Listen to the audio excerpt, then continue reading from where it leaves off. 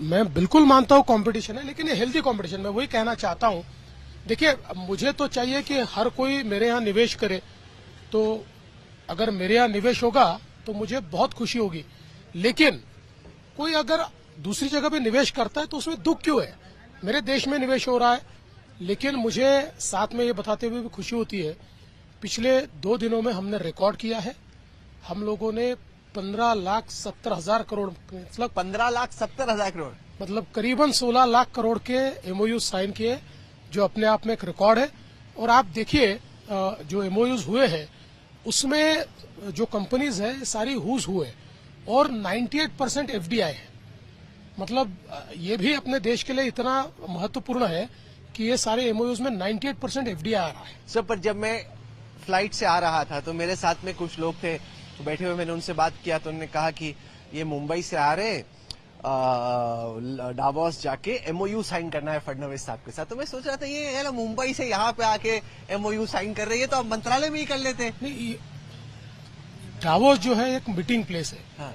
और चूंकि ये सारी कई कंपनीज जो इंडियन है, ये सारी एफडीआई लाती है, तो उनके जो एफडीआई पार्टनर्स होते हैं, उनके जो बोर्ड होते हैं, वो बोर्ड के लोग सम्मिलित होना चाहते हैं। वो सारे के सारे मुंबई नहीं आ सकते, वो सारे डावोस में होते हैं। ये 5 दिनों में सारे हुज हु डावोस में होते हैं। इसलिए आप अगर हमारे जो एमओयू साइन हुए उसमें देखें तो कई लोग अपने फॉरेन पार्टनर्स के साथ हमारे साथ एमओयू कर रहे हैं। तो बेसिकली ऐसा तो हम विचार करें तो इन्वेस्टमेंट समिट्स भी हम लोग करते हैं। इन्वेस्टमेंट समिट्स की आवश्यकता क्या है? रोज लोग आके मंत्रालय में साइन कर दे। लेकिन जब आप इसको एक समिट के रूप में करते हो तो उसमें भी एक इन्वेस्टमेंट की कंपटीशन तैयार होती है, एक इन्वेस्टमेंट का स्पिरिट तैयार होता है। और जैसा मैंने कहा, ये 98% MOUs are bringing FDI in India. तो ये फॉरेन का पैसा हमारे देश में आ रहा है, और इसलिए वो चाहते हैं कि उनके फॉरेन पार्टनर्स उपस्थित रहे। कई लोग यहाँ पर एमओयू उन्होंने नहीं किया, लेकिन फॉरेन पार्टनर्स को लाकर हमसे बात करवाई, और अब मुंबई में जाके एमओयूज करेंगे।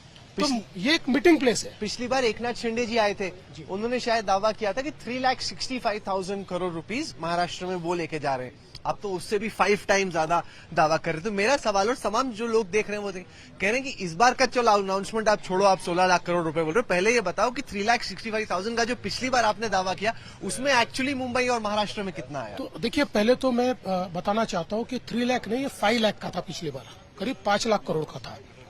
और मुझे बताते हुए खुशी होती है कि उसमें से हर इन्वेस्टमेंट जो यहाँ पर हम लोगों ने टाइप किया था हैज मूव्ड। लोगों को जमीनें मिल गई है, किसी ने काम चालू कर दिया है, किसी का फाइनेंशियल टाइप हो गया है। तो मुझे लगता है इट इज मूविंग। देखिए, और राज्यों में और महाराष्ट्र में एक महत्वपूर्ण अंतर है। देखिए, ऑल इंडिया स्तर पर जो एमओयूज होते हैं, उन एमओयूज का जो मतलब अब जमीनी पर जो हकीकत में आते हैं उसका रेशियो 35% है। महाराष्ट्र का रेशियो 65 to 70% है। और कई हम लोग, अगर आप हमारे इन्वेस्टमेंट समिट्स देखें तो हम we have achieved up to 85%।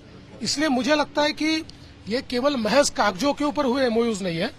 आप देखेंगे तो बिल्कुल 100% ये एमओयूज निवेश में परिवर्तित होंगे। देखिए, एक प्रकार से प्रधानमंत्री जी ने जो निवेश का क्लाइमेट तैयार किया, वी आर ब्राइट स्पॉट। दुनिया चाहती है हमारे यहाँ निवेश करे। अभी कोई हमको निवेशकों के पीछे भागने की आवश्यकता नहीं है।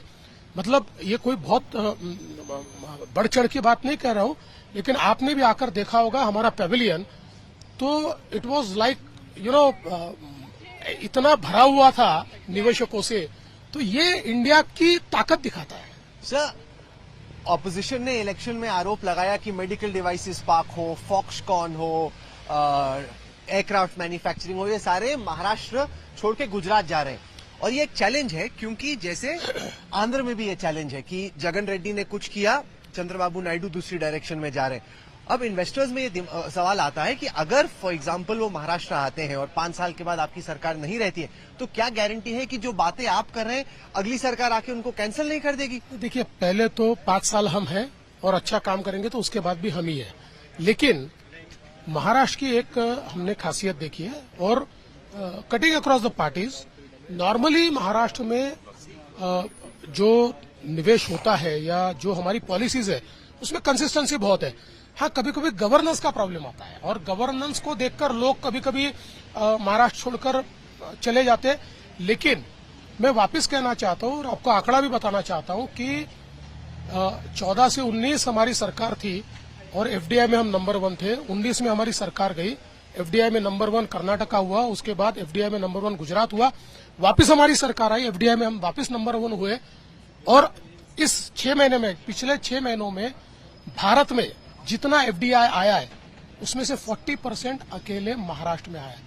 पर ओवरऑल फिगर एफडीआई का लास्ट ईयर इंडिया में डाउन है पहले की तुलना में। द ओवर नॉट कि Maharashtra as a percentage of FDI, ना, but FDI last year it's not down. क्योंकि मैं आपको एक ही चीज बताता हूं कि हम जैसे अलग अलग स्टेट्स की बात करें, महाराष्ट्र की, मतलब मैं एक ही फिगर आपको बोलता हूं, पिछले वर्ष हम लोगों को जितना एफडीआई मिला था, जितना, उसके 90% सिर्फ 6 महीने में मिला है। इसलिए कोई डाउन नहीं है, ह्यूज इनफ्लो ऑफ एफडीआई। और एफडीआई तो जब ये फिगर रिलीज होते हैं तो आपको पता है वो एक्चुअल निवेश होता है। The money has flown into the country, यानी ये कोई सिर्फ कागजों पर एफडीआई नहीं होता।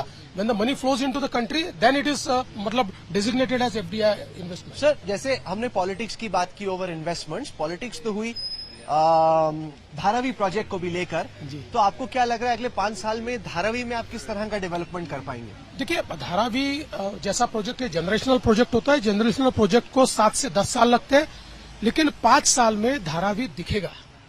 और मैं पक्का बोलता हूं कि गरीबों को घर मिलेंगे, क्योंकि हमने डेवलपर को ये कहा है कि आपका पहला काम गरीबों को घर देना है, उसके बाद आप क्रॉस सब्सिडी के घर बांध पाओगे। तो मुझे लगता है कि ये होगा।